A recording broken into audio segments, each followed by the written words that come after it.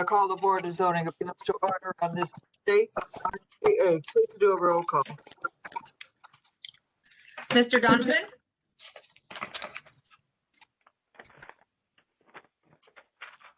Mr. Donovan? Here, Okay. Ms. Britt? I'm echoing. Here. Ms. Vaith? No, she will not be here today. Oh, that's right. Ms. Barnes? Is Ms. Barnes present?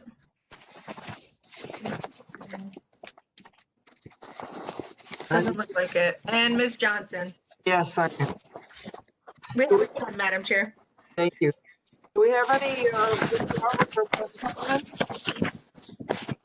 Can you see the screen, Kyle? I can't see the screen. I don't believe we did this morning, Madam Chair. Okay. Please, everyone, mute your microphone if you're not speaking. Well, of course, nobody's speaking right now, but You are. except me. Okay, we're ready to roll. Kyle, I don't see the screen yet. I don't know if you're working on that. Okay, there we go. It's coming. Thank you.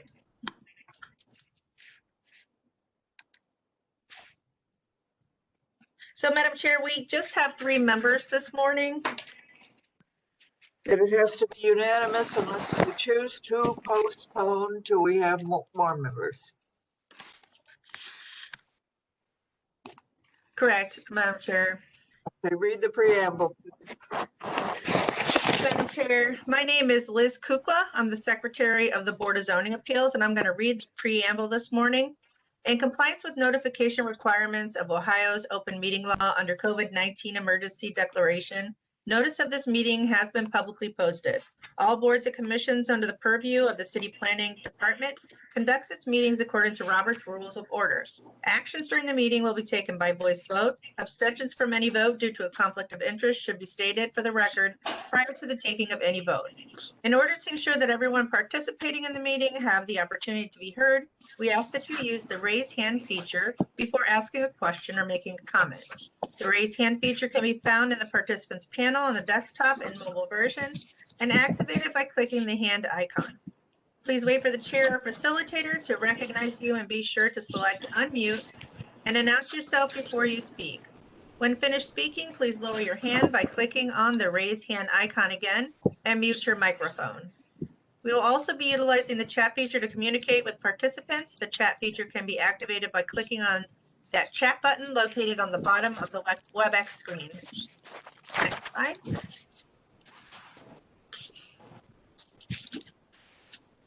Hello? Next slide, please. Okay. All meeting activity is being recorded via the WebEx platform. These proceedings are also being live streamed via YouTube for public view. We have provided a link to the meeting for those who wish to speak in a particular case via our website and email. We have also received emails from those who have provided written comment on a particular matter. And Madam Chair, as a reminder to everyone on this meeting, please mute your microphone if you are not speaking. Okay, Kyle, one more slide. We've had the roll call, calling the board to order.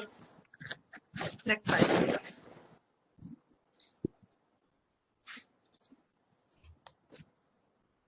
There are no postponements or withdrawals. Is that correct, Mrs. Kukla? That's correct, Madam Chair. Okay, move right along. And Madam Chair, if we could remind everybody at this time that there are only 3 members present.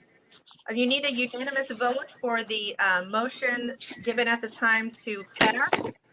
If you would like to, you could postpone this case until we have a full complement of board members.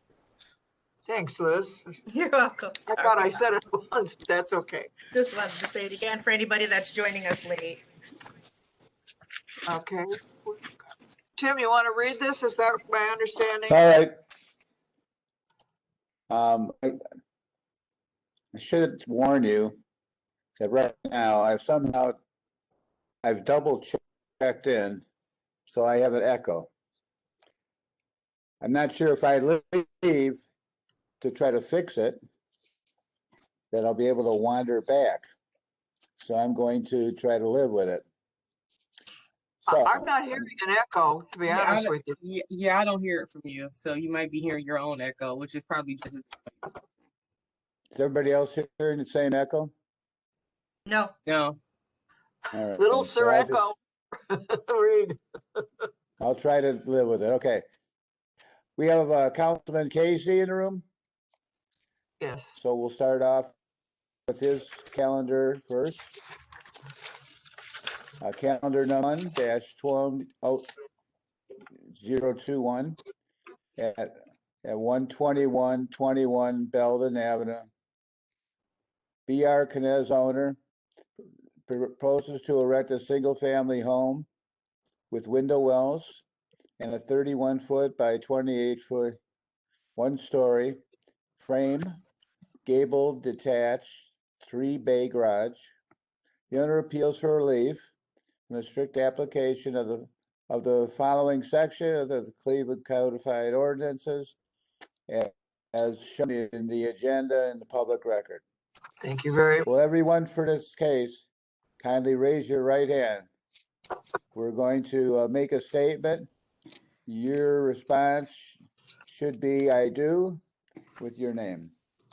Do you swear that the testimony you're about to give is the truth, the whole truth, and nothing but the truth? I do. I do. I do. I do, Melissa Miller.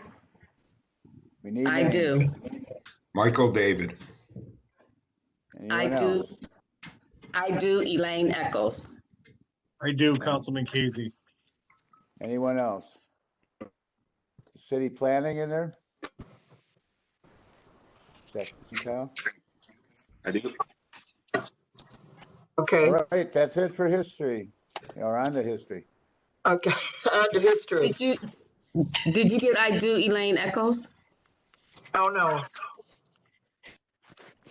Okay, we got you, Elaine. Thank you. Go ahead, Liz. History of the property.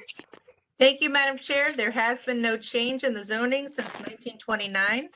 In the records room, I found that in 1926, a permit was issued to erect a garage. In 1945, a permit was issued again to erect a garage.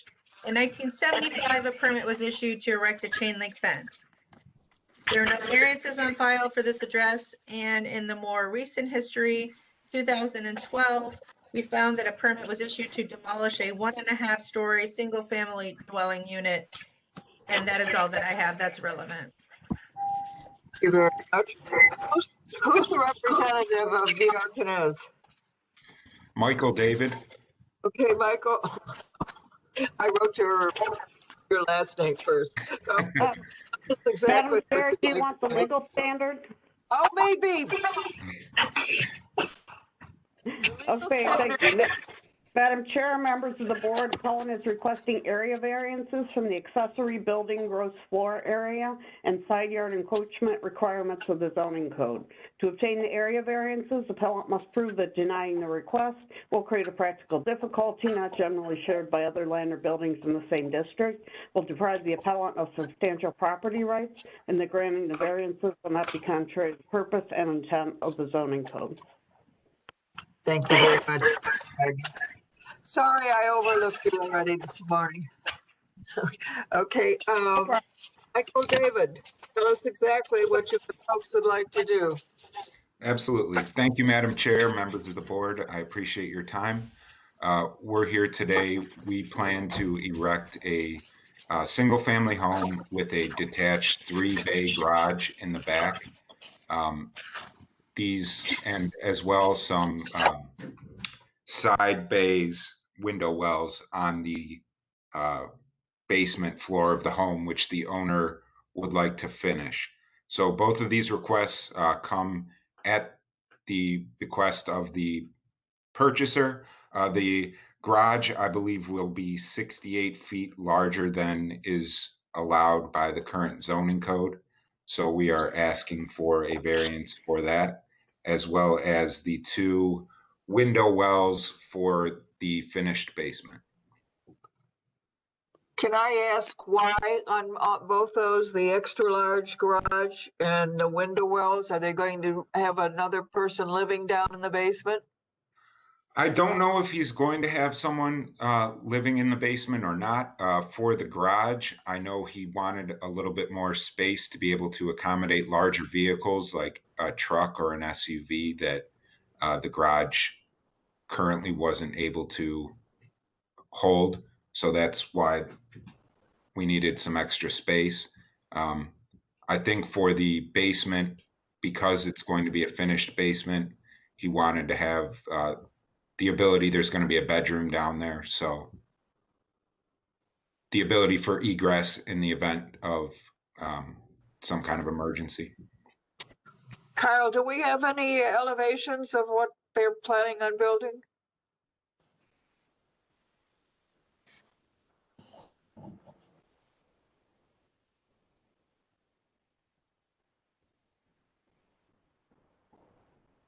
Thank you, Kyle.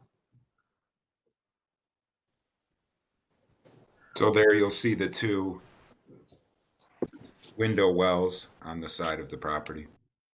So how far away from the property next door will those window wells be? I believe 3 feet, maybe. Let me pull up.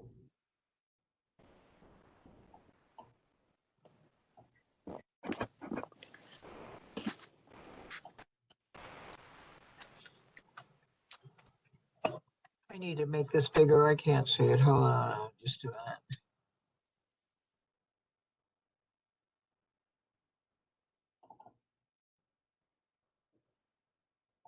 Boy, it looks like it goes beyond the lot line. This is Kyle Reese from City Planning. I can read it. It's 6 feet from the house, the new proposed house to the property line, and then another 7 feet 3 inches from the property line to the existing house.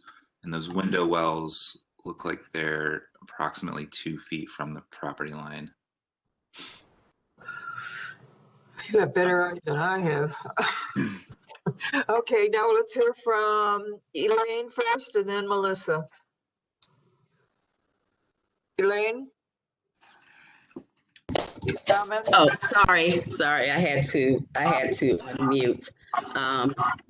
And I am speaking for Bobby Sullen, and let me just pull up exactly what he said. And who is he? He is the property owner right next door. Okay. And it putting the roof line that close, because there's already an issue with the snow actually coming down off of both of their roofs onto his property, clearing the driveway, and actually pulling up in there is already a major issue. So something that close would, in effect, just dump everything from the roof right onto his property.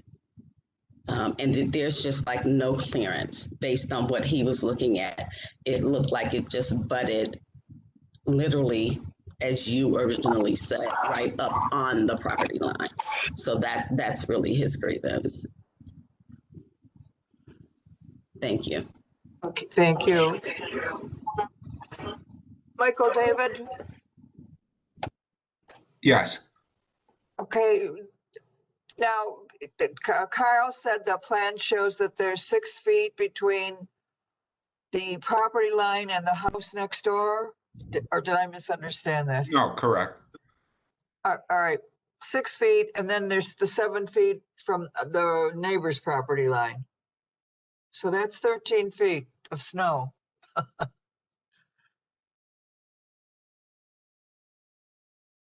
But Yeah, I'm a little confused at what the property owner's grievance is. This, It seems to be relating to There's something that, not, no, on the plans, there's not 13 feet between the two properties. So unless you can enlarge that and see and make sure that that is maintained, that's not what the property owner is seeing. And are these plans final? yes, these are the plans we, as long as the board is willing to grant the variances today, would be submitted for permits. okay, I see the 7'3". I think Thank that's you. what it says. Then I see 6 foot. I think it's 6 foot. Kyle, one more time, baby. So The proposed house and its property line are, that house, excluding the window wells, is 6 foot at least. Is that my understanding? that's what these plans are showing, correct? Okay, and then 7'3". From So that's 13.3 away from each other.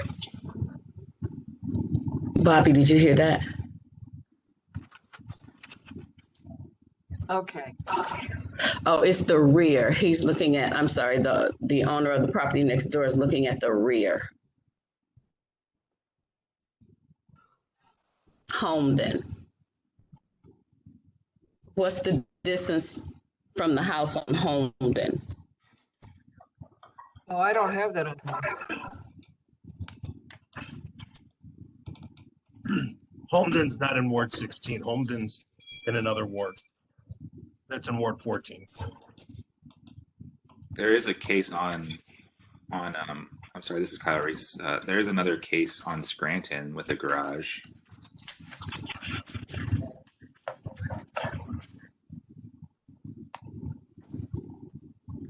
Yes, Miss Eccles, this is Liz Kukla. You actually might be here for a different case. I believe you're probably here for Scranton and not Belden. Correct. I apologize. Okay. I'd like to hear No, I'm sorry. I'm going to mute myself. Melissa, are you here for this case? I am. Thank you, Ms. Johnson. Bel Air Puritas Development Corporation supports the variance in this case. We're very excited that Knez has come into our neighborhood and is about to build the first home in our neighborhood. This area north of Lorraine by 117th Street is perfect for these new homes. The Knez came out to block club meetings. They met with the neighbors of these homes. They met with the neighbors around the area who were supportive of the project. So we definitely support the variance. Great. Okay, I'd like to hear from, I'm hearing my voice coming back. Kyle, City of Cleveland Planning. Kyle Reese, City Planning. These plans were reviewed by the Housing Design Review Subcommittee. They were approved. We think this is a great project. I do want to note though that the variance request for the garage was for 680 square feet. Yeah. The code actually permits 800 square feet of garage on any lot in a 2-family district. So they actually don't need that first. Oh, I'm sorry. No, they are over by 68 feet. That's correct. Never mind. Yes, they do need that. Yeah, we HDRS review and approve this. Council Hayes. Thank you, Madam Chairwoman and members of the board. This is an exciting project for Ward 16. This will be the first new house that'll be built in the ward in probably around 20 years or so. And this is the first of 5, hopefully, new homes that'll be going up. So for 68 feet, we'll take it. And I'm in 100% support of issuing the variance. Thank you. Thank you. Any other questions, board? We're getting a lot of, I'm hearing everybody. Madam Chair, Yes. based on the testimony given, I would move that we would grant the variances for calendar 21-021. A second. Call the roll. Thank you, Madam Chair. Ms. Britt, Yes. Mr. Donovan, Yes. Ms. Johnson. Yes. Calendar 21-21 is granted. It'll be ratified next week and we will send you a letter. Thank you very much, everyone. Good to see everyone. Okay, Councilman, don't go anywhere. I'll read the next case. Okay. Calendar 21-02. Is that a 3 or 5? 3. Whatever it is. 4475 West 130th Street. Craig Wilson, owner, proposes to construct a 6-foot tall fence in the actual front yard in a C3 limited local retail business. He appeals for relief from the strict application from the following sections of the Cleveland Codified Ordinances as listed in the public record and the agenda. Thank you. Let's start with that. It's calendar 21-02. Everyone for the case, kindly raise your right hand. I'm going to make a statement looking for the response of I do with your name. Do you swear that the testimony you're about to give is the truth, the whole truth, and nothing but the truth? I do, Craig Wilson. I do, Councilman Casey. I do, Melissa Miller. Anyone else? Hearing none, it's on to history.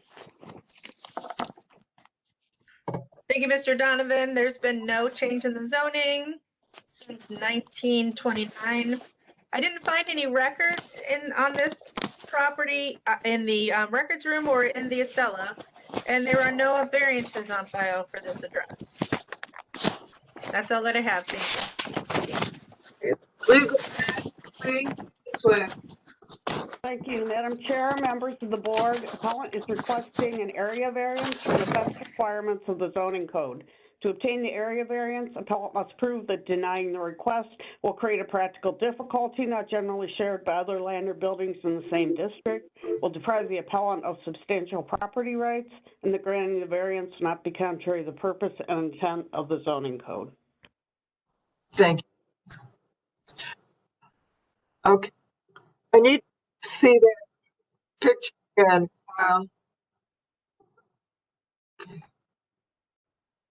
Whoa. Wow. Okay. Mr. Wilson, tell us what you'd like to do. Oh, yeah. So basically, I'm trying to construct a 6-foot fence, like all the other businesses in the area, just because, I mean, when I was clearing out that back wooded lot, there was a lot of syringes and smashed liquor bottles, and there was a mattress back in the woods. And they were having fires and things back there. On the edge of Lena, you can see they can just walk straight through. And they were riding 4-wheelers from 130th onto Lena Avenue, just like a cut through. And I wanted to stop that. So that's basically why I'm trying to get the fence built. I have a temporary one thrown up there that I actually called the city hall and spoke with Irene Pawlek, and permits she sent me were for residential fence, in which I was unaware of. So I filled that out and submitted it, and then she emailed me back and said, oh, I was unaware that this is a commercial property. So then I filled out those permits and sent them in, and then I got something back that said that the fence in the front yard cannot be taller than 4 feet. However, all the other fences on 130th are like 8 foot tall with barbed wire or razor wire, and I'm basically just asking for a variance to make it a 6 foot tall fence. What's the business name? I'm sorry. What is your business? I'm getting a lot of, hold on. Yeah, Madam Chair, you're breaking up. Craig, she asked, what is your business here on this property? So it was, I wanted it to be a retail building where I would sell basically construction supplies like a Decocrete or something like that for decorative concrete and basically rebar, wire mesh, impregnated fibers, shovels, rakes, things you would need for concrete supplies.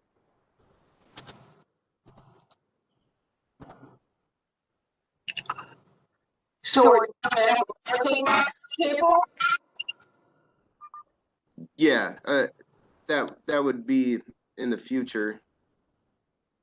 well, you can't have people right for the law. Right. Well, currently when you guys redid the sidewalks, I actually worked for the company that did it for the city, Perk.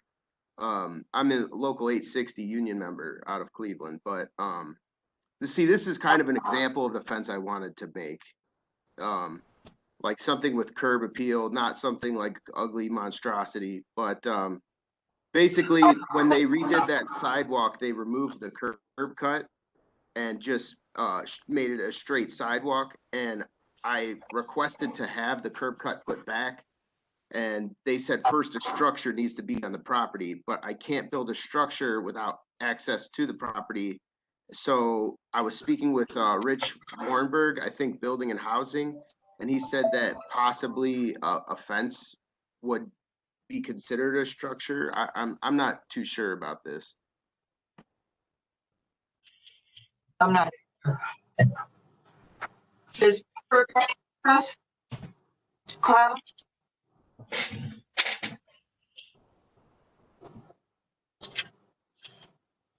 Sorry, did you say something, Carol? Yes, Kyle. Kyle, is Mr. Riccardi with us? I can't understand. Sorry, I can't hear you. There's Mr. Riccardi with it, and I Yes. did just see he sent a note in the chat. From Rick Riccardi, the city zoning administrator, mentioned in the chat that it should be noted that there is a zoning denial for a second permit for a storage building, is what he put in the chat. Well,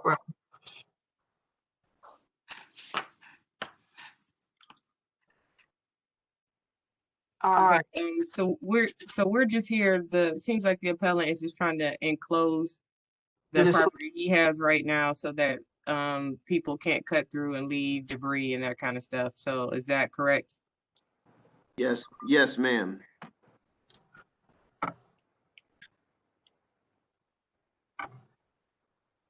What's the councilman say? Craig? Can we let our CDC speak first? Okay, Sure. Melissa? Thank you, Chair, to the board. Bel Air Puritas Development Corporation is not in favor of this variance. The zoning in this area actually did change and became effective July 6, 2016. We changed the zoning to limited local retail in this area. We did that for several reasons. We really wanted, to see some of what has been going on West 130th change. So this zoning took the zoning down to where there would be some auto uses available, but not other auto uses. Everything that is currently there was there previous to the zoning change, and the parcels directly across the street are not in the same zoning. The Dennison Auto building, the West End Lumber building, that remained general retailer. I don't know if it's general or semi-industrial, but that stayed because those businesses go all the way back to the railroad tracks, and they've been there for a long time. Also, the zoning on the other side, I saw Broken Wheel was included as a picture. That zoning is not has not changed. The zoning really did change just between the bridges. And We did this to eliminate some of those uses in a residential district that didn't really want, that the residents didn't feel were beneficial to the immediate community. With that being said, we've tried to reach out to this owner to no avail. We sent a letter to him as soon as this went up, asking him for voluntary compliance in taking the letter down. We sent that letter to the tax mailing address that is listed on the property with the county. He called us once. Mr. Jordan from our office called him 2 times after that, and also stopped by the property when he saw them out there, and Mr. Wilson would not speak with Mr. Jordan to let us know what was going on or what his plans are. Therefore, the letter just said contact building and housing to bring, to apply for the appropriate permits to move this forward. I think, that is it, that we feel that this property should not have this type of fencing. It is directly next to a residential property. And it is the first property when you start to move into the neighborhood. Thank you. Thank you. Council. Thank you, Madam Chairwoman and members of the board. I have never had a conversation with Mr. Wilson until last Thursday when I received an email from him. I can tell you that for the last couple of months that there has been a gravel driveway, a big dump truck, and some sort of shipping container that has just been sitting on this property, enclosed with this illegal fence. I don't know how they're getting onto the property without going over the newly installed curbs that are on 130th. I have no idea what the guy has intentions to do on the property, and I would not be in support of his request for the variance. Thank you. Board, question? I'd just like to point out that I have been trying to meet Councilman Brian Casey at the Rockport Library on West 140th. It says on his website that he would be there on Thursdays. When I show up, he wasn't there, and they stated that it was probably due to COVID. He couldn't make it. In addition, I did not like the Tom Jordan coming to my personal property and hand delivering a letter. There was no postage stamp, and I refused to open it. I threw it away. I didn't even know the gentleman. So, and in addition, he actually came onto my property and threatened me. It was just very unprofessional. It didn't even seem real, actually. There was no kind of documentation or anything. Madam Chair? Yeah, Madam Chair, I was gonna say that I'm never the one to really force a postponement here, but I feel like this isn't ready for prime time. It seems to me that we have a case where the tail is wagging the dog. We are asked to make a decision on a variance without having the future uses of the property clearly spelled out. It seems that the appellant would be well served by asking to withdraw his request so that he could have the necessary meetings and hopefully come up with a plan that addresses its future. Thank you, Mr. Donovan. So yeah, that's basically another thing. I didn't know how to go about any of this. There's no real way to figure out how to go through all this. I know you guys do this every day, but I'm 29 years old. I'm trying to figure this out. And when I call in, the city hall is only open 2 days a week, or 3 days, and I have to stop at the barrier that the security guard will not let me get past. I have tried submitting things. It is very difficult, and that's why we're here now. And honestly, if that's not what's wanted on this property, I don't know what you would want to put on this property. I spoke with the last person I actually purchased it from, and they said it is almost impossible to put something on this property because it gets voted down every time. You know, it would really be a shame to just have this be a nothing property here.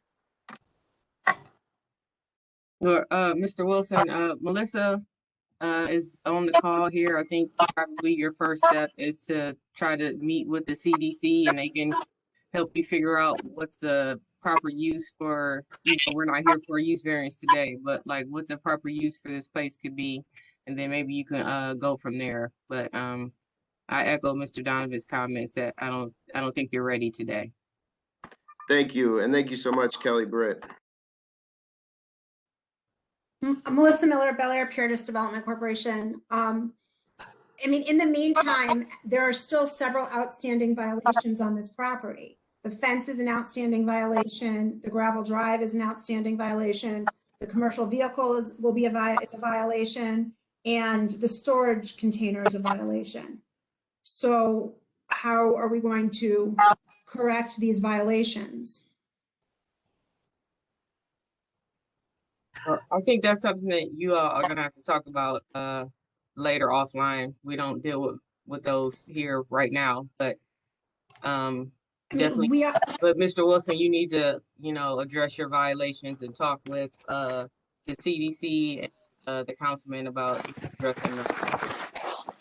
We are here to talk about the fence, and the fence, you know, is currently in violation, and we would like to see that fence removed. I think what everybody is suggesting is that we will deal with Melissa, that Mr. Wilson meet with you face to face, and it needs to be next. Is that something you agree to, Melissa? Okay, I need everyone who's not talking to mute because we can't hear the chairwoman. Oh. So the appellant, it's your call here. Do you want to withdraw or do you want to? Yeah, I'll withdraw and I will try and speak with Melissa and the Councilman Casey once more and maybe have another try at this. I'm sorry for wasting all your time. I know what you do is very important, so I hope you have a great rest of your day. That's all I have to say. Okay. We're going to withdraw the case without objection for. Without objection. Without objection. Okay. Withdrawn. Madam Chair, now. Thank you all. Oh. Madam Chair, I do see that you have two calls or links here. I'm wondering if you are on the phone as well as the computer, if we could try to cut one of those off. Because I'm having trouble hearing you at all. It's very garbled. Okay. So do I. I'm just somebody else wants to do it. Meanwhile, I'll read the next case. Calendar 21-19 at 3211 Scranton Road. Eric Lutzko, owner, proposes to construct a 1,499 square foot, two-story addition to a C1 multifamily residential district. The owner appeals for relief from the strict application of the sections of the Cleveland Codified Ordinance found in a public document and on today's agenda. Will everyone for this case kindly raise your right hand, read the statement. Your response is I do with your name. Do you swear or affirm that the testimony you're about to give is the whole truth and nothing but the truth? I do, Elaine Echols. I do, Donna Gregonis. I do, Eric Lutzo. I do, Mikey Desert. Anyone else? Hearing none, on the history. Thank you, Mr. Donovan. There's been no change in the zoning on this property since 1929. In the records room, as found that in 1924, a permit was issued to erect a new garage on the property. In 1930, a permit was issued to erect an addition and a front porch. 1931, a permit was issued to repair fire loss. And there are no variances on file, and then there's nothing of note in the more recent history. That's all that I have. Thank you very much. The legal standard will be judging the case on, please. Thank you, Madam Chair, members of the board. Appellant is requesting area variances from the rear yard, side yard, maximum gross floor area, and corner lot side street building line requirements of the zoning code. To obtain the area variances, appellant must prove that denying the request will create a practical difficulty not generally shared by other land or buildings in the same district, will deprive the appellant of substantial property rights, and that granting the variances will not be contrary to the purpose and intent of the zoning code. Thank you very much, Ms. West. Mr. Bledsoe? Yes, I'm here, Madam Chairwoman. Tell us what you'd like to do. Thank you for your time this morning. My name is Eric Lutzow. I do live here at 3211 Stratton Road, and I have lived here for almost 20 years. I purchased the home back in 2001, and I have been restoring it over that time to kind of bring back its greatness, the beautiful Victorian that it is, the folk Victorian.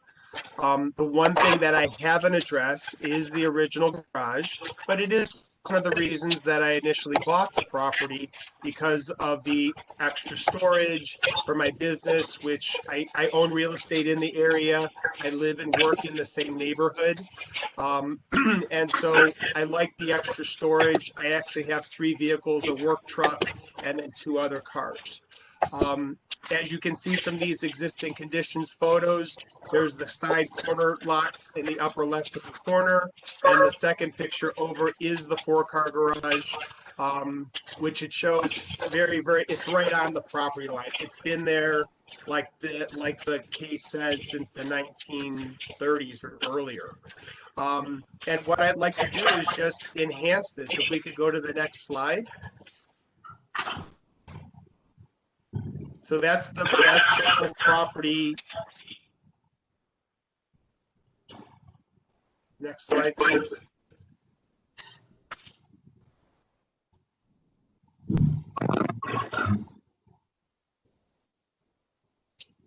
Next slide. So this is the site plan that we have submitted to the city, as well as to the Block Club and Tremont West Economic Development. We had our Block Club meeting on February 23rd, and we went to Economic Development for Tremont West on March 4th. We shared this plan with them, as well as the elevations on, I believe it might be the next slide, and it just shows the addition of the addition adding on to the house, enhancing the existing home. What this does for me is it expands the kitchen, and it gives me a mudroom so that I don't walk directly into the house like I currently do. And then we have the 3-car garage as it stands. We are not taking any additional square footage of the current garage. We're not stepping outside of any of those current guidelines or walls. We're keeping the same back wall, and we're just filling in between the house and the garage. I need to note also that Mike McGetrick, the architect, is on the call here today for any technical questions that may be asked. The back end of the house looks like another garage, but you're saying that's not. It's not. Are you looking at an existing picture or a current picture? I'm looking at the rendering for the elevation. So yeah, so what we've done is we've added from the back of the house we've added from the back of the house where my current back porch is, and we're making my kitchen bigger. And then where the mudroom is that first, I don't know, can you see can you see that, that's the mudroom. So that's where the first bay on the old garage was. And then the two doors are where the 3 cars would go. Okay.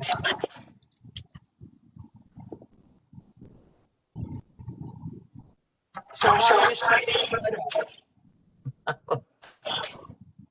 I'm sorry, I didn't hear that. It was a joke. I said, how do you shut all the mud out? Never mind. Okay, who's else is on the call, Tim? I turned my computer off and went back on it. Can you hear me now? Yes. Okay, great. Who else is the council? Have we heard from her? Liz? No, Madam Chair, I have not received a letter from her, but I did receive other letters that should be part of the PowerPoint. I believe we received something from Tremont West. Okay. Kyle? We have 2 people with their hands raised. The first is Mike, and the second is Donna Gregonis. Okay, Mike? Yes, hi, I'm Mike McGetrick, the architect for Eric Lutzo. And I would just like to point out in the zoning code 355.04B that the maximum lot coverage cannot be more than the existing square footage of the lot. And I believe when this was written, the author did not take out you're putting back basically the same size garage, so he added what we were adding to basically what the lot coverage is, not subtracting the existing garage. So our actual lot coverage is 3140, not 3884. I just wanted to clarify that. Okay, so that should be 3140. If you're not speaking, could you please mute your microphone? Okay. Who else is going to speak on this case? I'll mute my. Was Donna going to speak? Yes, good morning. Thank you, Madam Chair and members of the board. This is Donna Gregonis with Tremont West Development Corporation and Ohio City Incorporated. So this went before the Metro North Block Club, and they also submitted a letter of support for this project. So they're in favor of this proposed development. And additionally, the Tremont West Development Corporation's Economic Development Committee is in support of this as well. So thank you very much. Thank you. Anybody else? Madam Chair, this is Liz again. There are 5 support letters, one from Becca Riker from 3196 Scranton Road, one from Alyssa Lang and David Lynn, and one from Sandra Smith. I believe she might be the Block Club representative. And one from Adam and Lauren Gall supporting it, and one from Mike Roman, as well as one from Cassandra Linder. That's all that I have. Madam Chair, this is Kelly. The one resident that was on the wrong case, I believe they're here for this one, so I don't know if the gentleman's concerns have been addressed from hearing what this project is or not. So I just want to make sure that gets covered before we move forward. Thank you, Kelly. And who is the woman that? Hi. Who? Yes, it's okay, Elaine. Yeah, the way that the drawings were shown, the back of the house butts directly, if not onto the property on Holmden. And everything that's on that roof, that's in that back area, would fall right onto the neighbor's property. Driveway, I'm sorry, yeah. I don't see how. Kyle, could you go back to the photo?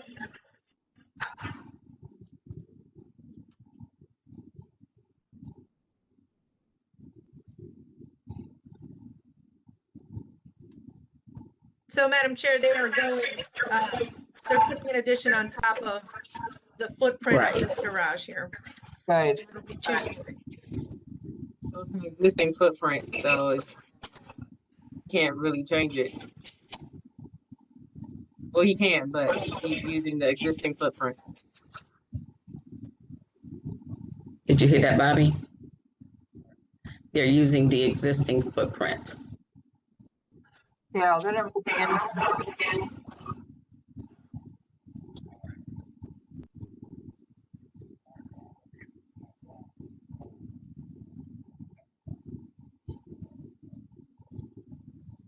Okay, have we cleared that?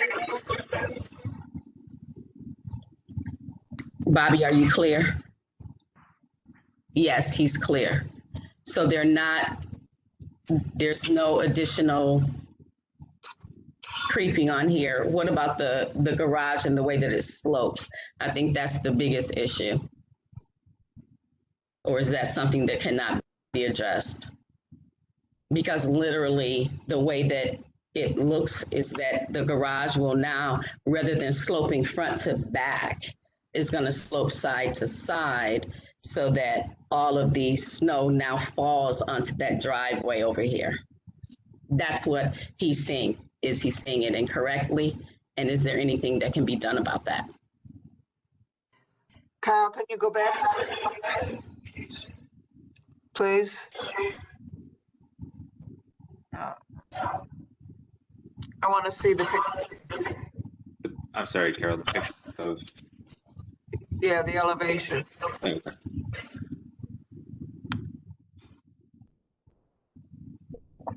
Okay. I see what she's saying.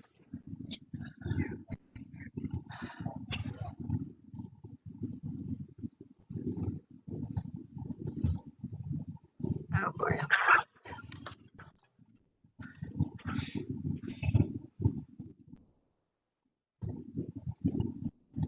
Is the architect's request? I had my hand raised. Oh, okay.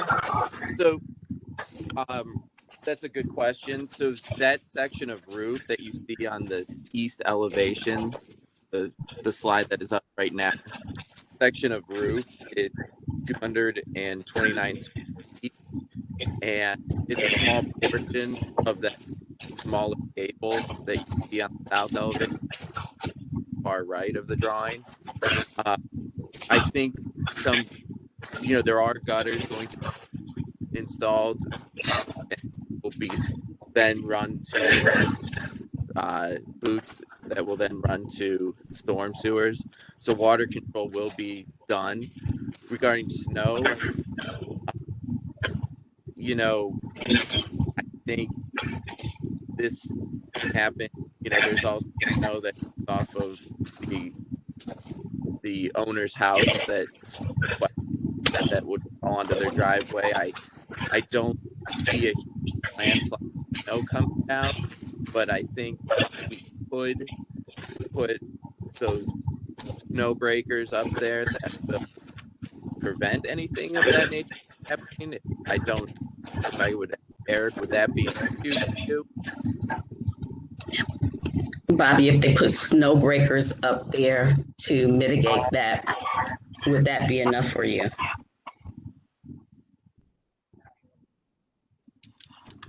They're metal bars that alleviate giant.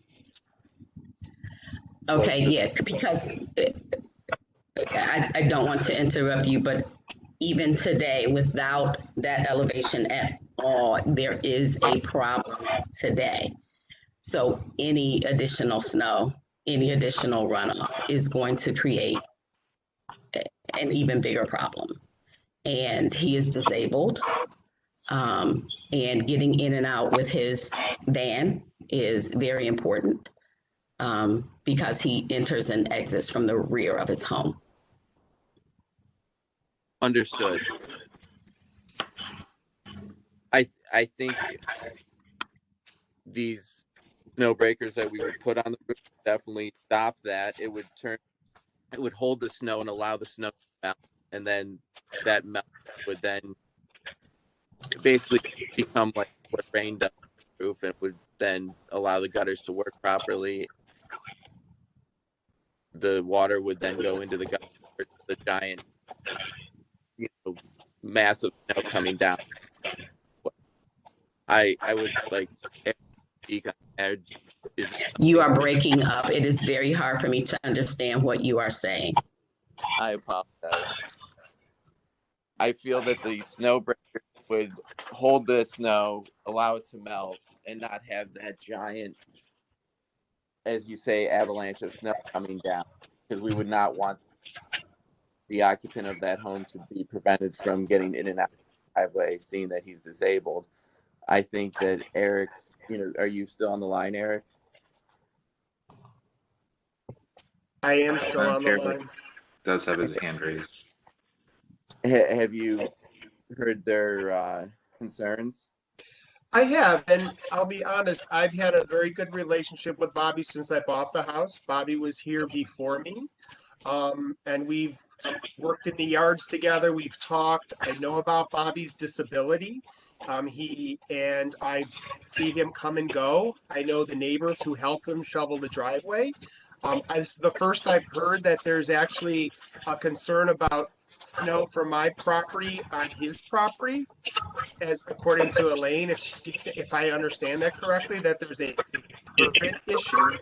I actually think that this renovation, again, keeping on the same line, I haven't seen any home in the neighborhood where the snow falls off the roof. Like it's gonna be insulated. It'll melt off. It'll hit the gutter. It'll go in the downspout and it'll go away. I am happy to put the roof brakes on there if that'll eliminate that. But I have heard nothing, and I live right next to Bobby. I care for Bobby as a neighbor. I appreciate him all these years, all 20 years that I've been here, and I don't know of any other concerns that he's had. I told Bobby about this project back in August of last year before I started the renderings. I asked him if he'd like to be an active part in looking at what I'm doing. This is the first I've heard that he's had any concern, but I'm happy to address it by putting those brakes on there to potentially resolve any effort of a major snowfall going off the roof.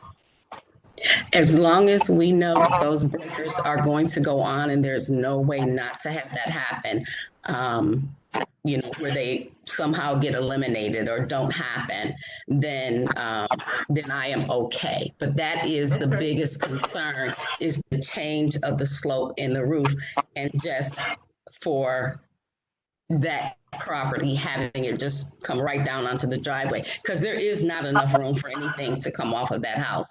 I mean, anything coming off of that roof is going to land in that driveway. Madam Chair? Yes, go ahead, Jim. In listening to the debater, it seems like the issue is centered on snow. And certainly, Mr. Lutzko has a big pad of area that needs to be cleaned when there's a heavy snowfall. And where that ends up could either help or hinder his neighbor. So maybe what we need here is it's just a good neighbor kind of relationship. And when he's cleaning the snow in front of his 4 garages, he takes the extra time to also look to help his next door neighbor with any snow issues he has. we're not looking to impede on anyone else's ability to clear their land and put snow where it needs to go. We're just not wanting to, be the recipient of something coming off the roof or anything like that. And I mean, if it's going to be storage, there's not going to be anyone living there. We're not looking for additional, cars parked all over the place and that kind of thing. We're fine because this elevation doesn't appear to be a second apartment or anything like that. So we're fine. But it was the roof line that was the issue. And if that's going to be resolved by the braces, we're good. Thank you. Okay, Madam Chair, seems like this has been settled. Yes, it does to me too. Moving right along, unless the board has any comments, questions, concerns, then I will entertain a motion. Madam Chair, did we hear from city planning and all though yet? Oh, sorry. Kyle? Kyle Reese, City Planning. Glad to hear that the neighbors resolved the issue with the roof and the snow. City Planning did review this at our meeting. We have no objections to the requested variances. All right, Madam Chair, with that being said, with support from the CDC, City Planning, as well as the immediate adjacent neighbor, I move that we approve the variances as requested for calendar number 21-019, noting that the appellant has agreed to do a little extra fortification on the roof line to ensure least amount of snow to fall on the neighbor's yard. Second. Call the roll. Yes. Mr. Donovan, Yes. Ms. Britt, Yes. Ms. Johnson. Yes. Calendar 21-019 is granted conditionally. It'll be ratified next week and we will send you a letter. Calendar 21-20, 3015 Chatham Avenue. Scott Francis, owner, proposed to build a 2-story, 35-foot by 22-foot wood frame garage with second floor storage on a 4,791 square foot lot in a B1 2-family residential district. The owner appeals from strict application of the following sections of the Cleveland Codified Ordinance as shown in the public record and on today's agenda. Thank you very much. For all those who are going to give testimony in this case, kindly raise your right hand. I will read a statement, at the end of which I'm looking for a response. It says, "I do," followed by your name. Here we go. Do you swear or affirm that the testimony you are about to give is the whole truth and nothing but the truth? I do. I do. Nobody ever gets the instructions right. I do. And then your name. I do, Paul Deegan. And Thank you, Amy Paul. Farmer. All right. Anyone else? I do, Donna Gregonis. Okay. Anyone else? Hearing none, on to history.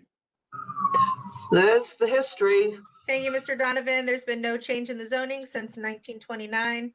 In the records room, I found a permit was issued in 1938 to enlarge a basement. In 1981, a permit was issued to correct fire damage to a garage. There are no variances on file and nothing of note in the more recent history. That's all I have. Thank you very much. The legal standard, please, Ms. Wagner. Thank you, Madam Chair, members of the board. Appellant is requesting area variances from the accessory building height and maximum square footage requirements of the zoning code. To obtain the area variances, appellant must prove that denying the request will create a practical difficulty not generally shared by other land or buildings in the same district, will deprive the appellant of substantial property rights, and the granting the variances will not be contrary to the purpose and intent of the zoning code. Thank you very much. Is the owner, Scott Francis, been sworn in? Is he here? Are they here? Scott is not here. This is Paul Began, architect for the project. Yeah, Paul, are you representing the owner? Yes, ma'am. Okay. We have a letter, I'm sure, notarized that you could represent them. Yes, you do. Make sure it gets to the office, to Liz. Okay, now tell us exactly what they'd like to do. Yes, and I don't know if you have the documentation that we had submitted with the project. That's probably the clearest way to, here we go. This is what we're, the best slide to take a look at there, Madam Chair. What the owner is requesting to do is to build a new garage at this property. If you look at the picture there at the bottom, kind of middle there, previously there was a large barn-ish type building that basically went from property line to property line back there.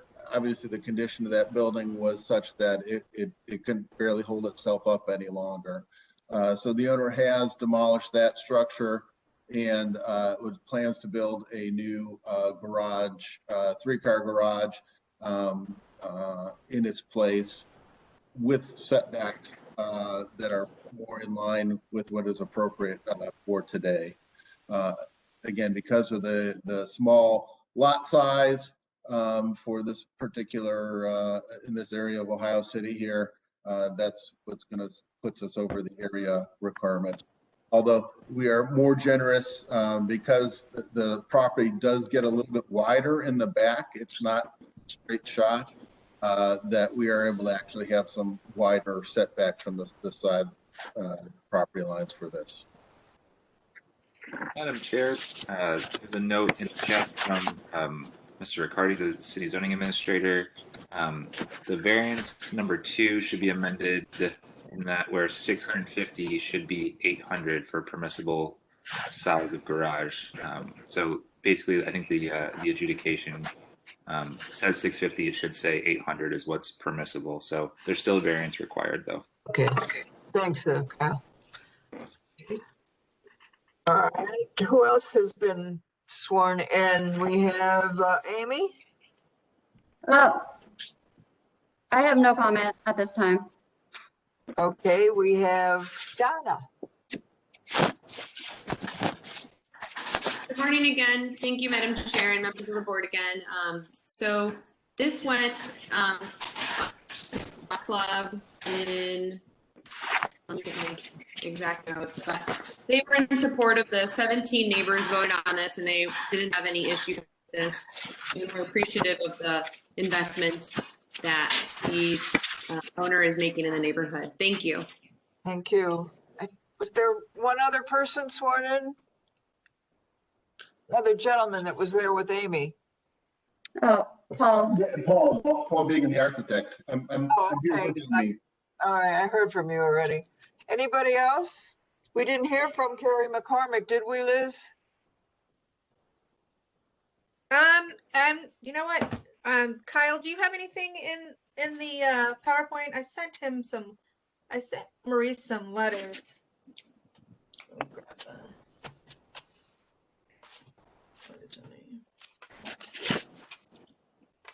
We have a letter of objection from Joel Zipse.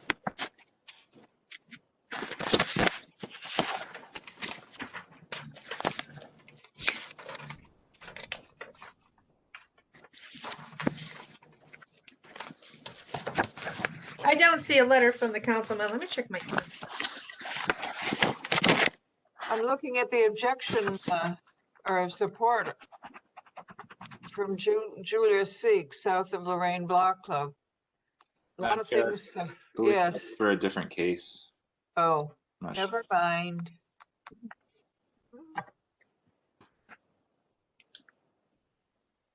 Madam Chair, this is Kelly. Barring any resistance that Liz is finding, first I want to say welcome to Garage Day at PZA. So I just wanted to know if city planning wanted to, chime in while Liz was looking for any letter. Thank you, Kyle Reese from City Planning. We did review this at our meeting.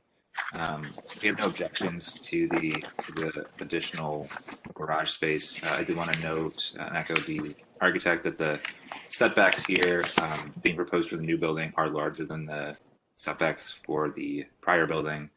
So it is more in conformance with the code than the prior building. So we don't have any objections to the requested variances. Thank you. And so, Madam Chair, I didn't find any letter from the councilman, but that letter from Julia Seek includes 21, the calendar number 2120, as well as 2124. So they sent us a support letter with both calendar numbers on it. And we're talking about 315 Chatham, right? Yes. So that's in that letter as well. So there's a support from the Lorraine Block Club.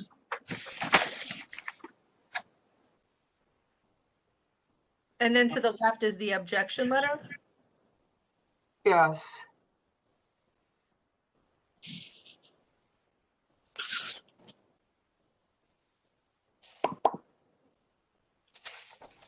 Okay, he's objecting to the height. Oh my God, this is hard to read.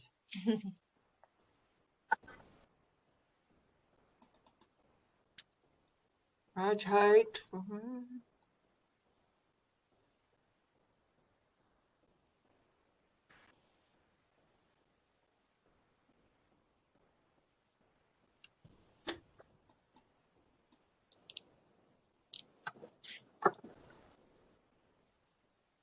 He's concerned about his view.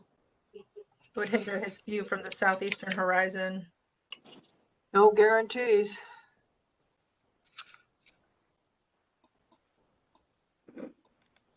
It seems like he also wants some green space on the property. Concerned about the trees and the bushes and other things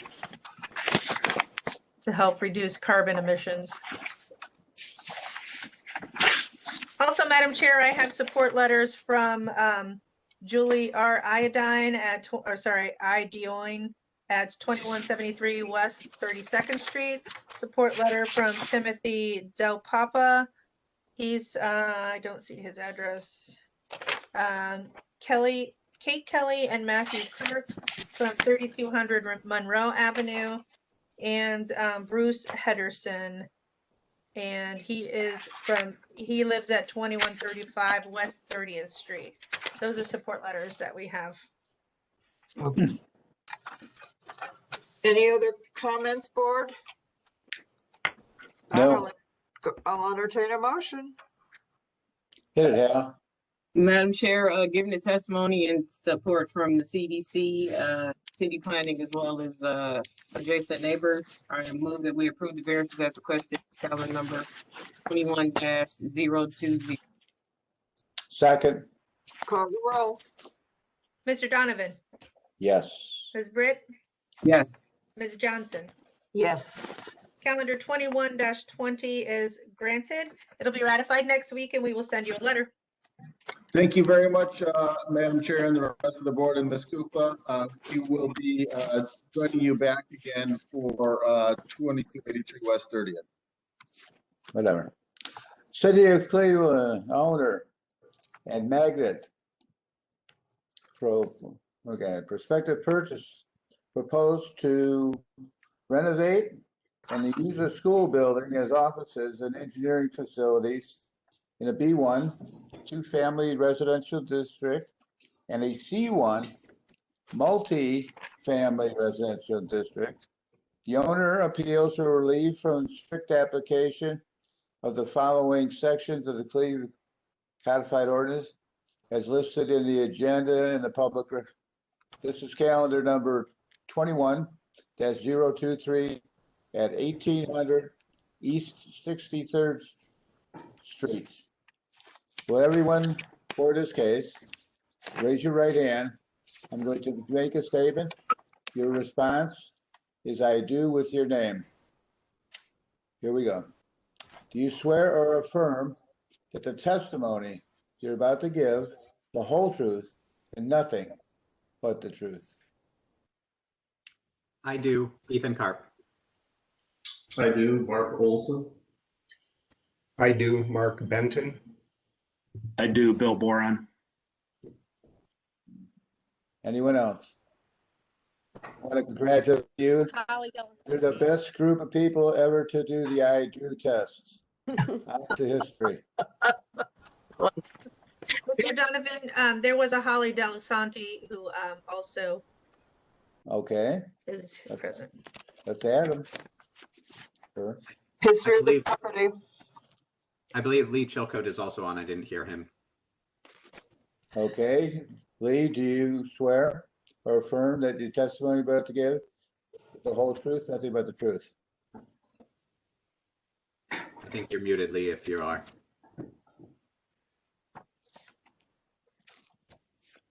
All right, are we done here? Anybody go square I do? All muted if you are. Hello. Yeah, I do. I'm sorry. I couldn't unmute. I apologize. And your name is? Lee Chilcote. Okay, Lee. Last call. Okay, on the history. Okay, legal standard. We judging the case then? Oh, you want the history first, right, Madam Chair? Yeah, I did.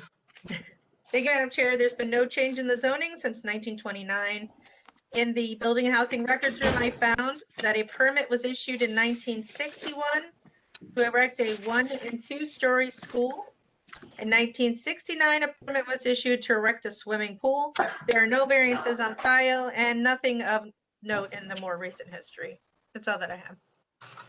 Okay, now I'll have the legal standard. Thank you, Madam Chair, members of the board. Appellant is requesting a use variance and permission to continue non-conforming landscaping. Although, as a result of the staff meeting we had after I wrote these instructions, I understand that there may be intending to have conforming landscaping, but nonetheless, it's here. They do need the use variance. To obtain use variance, appellant must prove that denying the request will result in an unnecessary hardship, particularly to the property, such that there will be no economically feasible use of the property without the variance, will deprive the appellant of substantial property rights, and that granting the variance will not be contrary to the purpose and intent of the zoning code. Section 35207B2 of the zoning code provides that following a change of use, the board shall require full or partial compliance with landscaping requirements. If such compliance would not require acquisition of other land, full or partial removal of a sound major structure or structures, or creation of other circumstances that would produce undue hardships or practical difficulties. Thank you very much, Ms. Wagner. Okay, who's going to be the spokesperson for Magnet? Hi, well, this is Mark Olson. Okay, Mr. Wilson? Olson, sorry. Okay, Wilson. Yeah, first, I just want to thank Madam Chair and the board for hearing our presentation. We have submitted landscape drawings that actually show compliance to landscape requirements with a 6-foot buffer and planting density that were required. And I believe that the board was in receipt of those and have accepted them as being compliant. The second is our request for acceptance of a conditional use for a charitable institution. Magnet is a 501c3 that services Northeast Ohio's manufacturing industry, as well as the City of Cleveland School District, as part of this project that we'll discuss in a little bit. As you can see, this is the Ireland School that has been vacant for several years. And we can go to the next slide.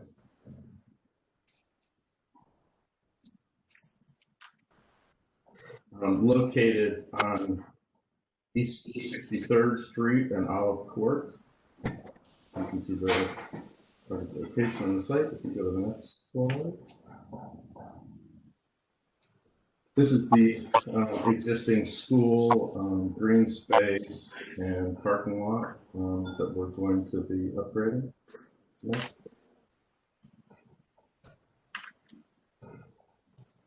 This is an existing photo seen from Chester Ave of the Ireland School. Next photo. Adjacent residential multifamily rear parking lot space. and the community building across the street. Next. Just it. So you can see on the site plan, the existing building footprint is remaining the same, and the parking lot is being resurfaced. There's an additional curb cut that's being added to East 59th Street. And the next slide will show the compliant 6-foot landscape buffer between the parking lot and the adjacent property, along with the density and the landscape ordinance components shown below. Next slide. Elevations of the proposed building. Basically upgrading the window fenestrations, coping, and then we're raising the roof on a small section shown on the east elevation of what was 1 story to match the existing elevation of the 2-story school wing. In discussion of our request for approval of conditional use, I just want to go through a description of the uses on this space. I know it's identified as an engineering facility, and that really is not a complete description of the space. If I start from left to right, looking at the floor plan, the gray area is actually going to be classroom space dedicated to the CMFD and manufacturing supported program. When we look just to the right or to the east of that space is the main entry, and this contains a wonderful museum to the manufacturing success of Northeast Ohio, and then supporting the conferencing center off of that. And then the green is the manufacturing space that supports both education and research and development. Magnet is an organization that doesn't produce widgets, but they help manufacturers make their process and product better. And they are a non-profit, as I mentioned earlier. Madam Chair? Yes. This is all very interesting, but I have an appointment that I will have to leave. So if we could concentrate on just the issues that need the approval as a variance, it would serve everyone. Okay. My question is, I don't know what you're engineering, to be honest with you. Either I don't understand it, I didn't hear correctly, or just quickly, 2 sentences, tell me exactly what you're producing. Ethan, why don't you speak to? Yeah, so Ethan Karp, I'm the CEO of Magnet. So as a nonprofit, our goal in life is to go into small manufacturers, help them think of their new products that they might make, while simultaneously bringing the community together to help get people into those jobs so that those manufacturers can make what they need to make. So our engineers, who in addition to all of these education purposes, our engineers are in this building making, prototypes. So the first product in concert with a manufacturer. And we're using that same facility then to show it to kids who might be at CMSD, show them what modern manufacturing is. So we don't ever produce mass numbers of products. We produce the one that then the manufacturer can use and say, all right, I'm going to make this and sell it and grow and strengthen the economy. Thank you. That can help me a little bit. Okay. I'd like to hear from Holly.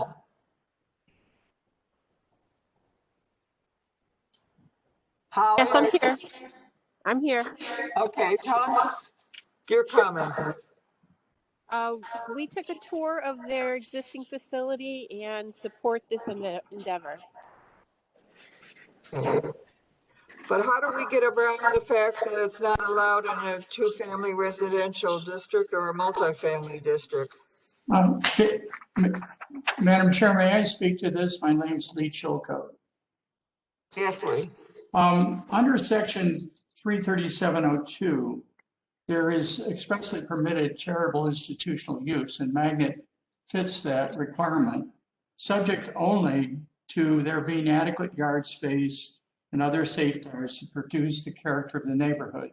everything we've done, everything Mr. Olson has done in the plans addresses protecting the neighborhood and providing adequate safeguards. And as has already been said, the use of the premises is to further and advance manufacturing interests. There is no direct manufacturing in the property. It's a charitable use. It's for the benefit of the community, not only students, but manufacturers and the public. It will create wonderful jobs for the community. So I want to just orient it towards what the statute provides. It expressly permits this use, subject only to making sure that the yard requirements are adequate to protect the neighborhood and the other provisions. That's what it says. Thank you. Liz, did we get a letter from Councilman Jones? Yes, you have a letter from the councilman. Yes, we received a letter that should be part of the PowerPoint as well. A letter from CMSD, the councilman, and Cleveland Foundation. Okay. And they're all in support, correct? Right, yes. I'm trying to facilitate so that Tim can leave. There are no objections then. I'll entertain a motion. Madam Chair, given that testimony, it seems like overwhelming support from everyone, including Councilman, Cleveland Foundation. So I move.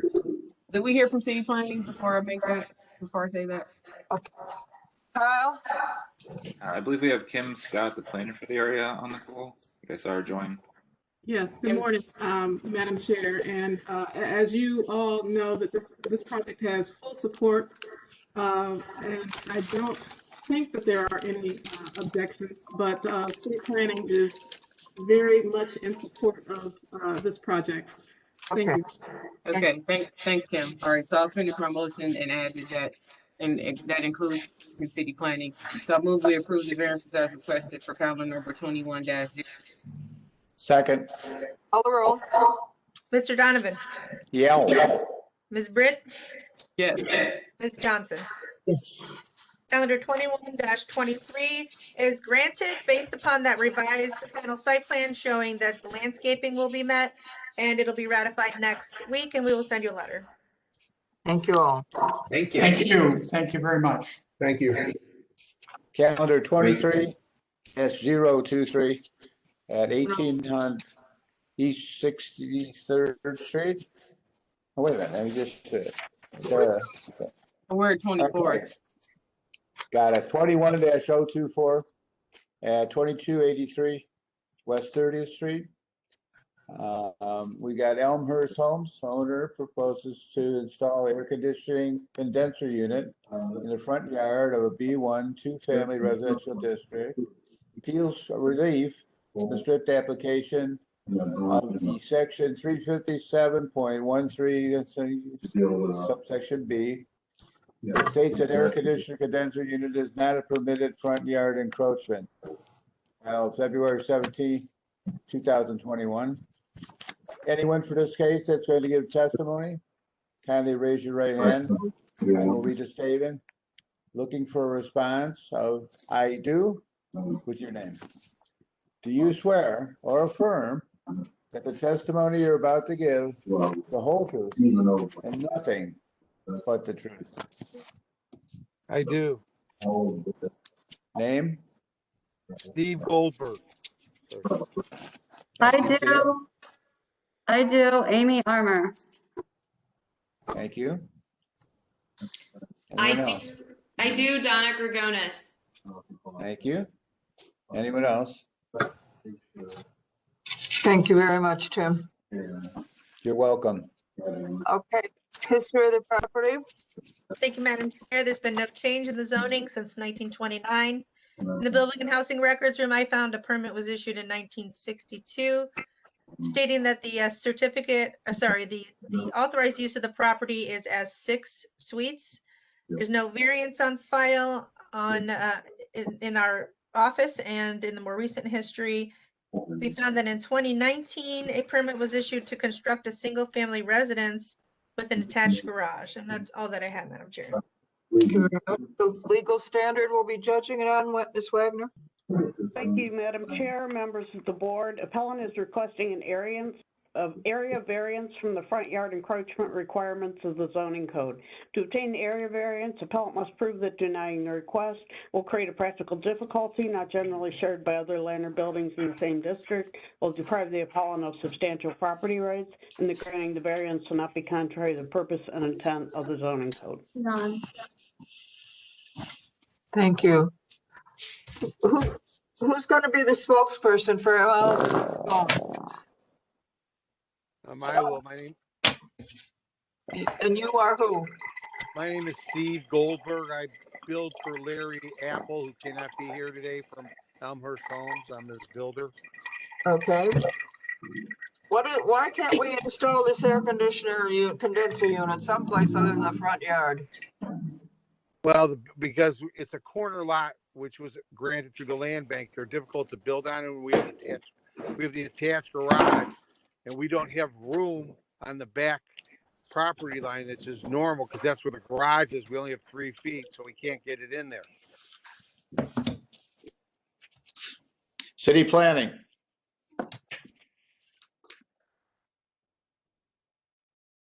City planning, this is Kyle Reese. We did review this at our meeting. We do agree that the property is it'd be pretty difficult to get this air conditioner unit anywhere else. I believe there's a commitment from the developer to landscape or otherwise screen the unit from the sidewalk, and so as long as that's the case, we have no objections. Okay. Anybody else need to speak? If not, we're going to go right ahead. I think we had the CDC, Donna. Oh, Donna Gregonis. Good morning again. Thank you, Donna Gregonis with Ohio City Incorporated and Tremont West Development Corporations. So we did not review this. We never saw the plans. I'm just seeing them now, but we did receive a note from the block club stating that there was only one person that was opposed out of 17 and the rest were in support of the variance. It is concerning that it would be on the front, but as long as they can screen it properly with plantings, that would be amenable to the neighborhood, it sounds like. So thank you. Thank you all. Any other comments or questions? Oh, Amy, Nope. Okay. I'll entertain a motion, Ms. Kelly. Madam Chair, I agree with city planning. It really seems there's no other place to put this condensed. And as long as it's properly screened, I move that we approve the variance as requested for calendar 21-024. Second. Second. Mr. Donovan, Yes. Ms. Britt, Yes. Ms. Johnson. Yes. Calendar 21-24 is granted conditionally. It'll be ratified next week and we will send you a letter. Okay. All business 1 through 5 without objection. Without objection. Okay. I wanted to get that in before Tim scooted off. Are we having any discussion on the planning of Fremont area, Kenilworth?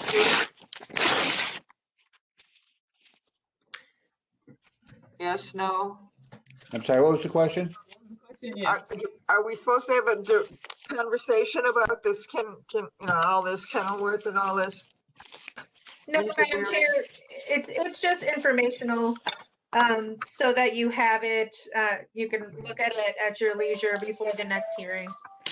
Okay. Yeah, this is Lori. It would not be appropriate for the board to discuss that since it's not on the agenda today. Thank you. Bye all. All right. Okay. Have a good week. You too. Thank you all. Good job, Kyle. Stay well. Bye, Kyle. Kyle, thank you.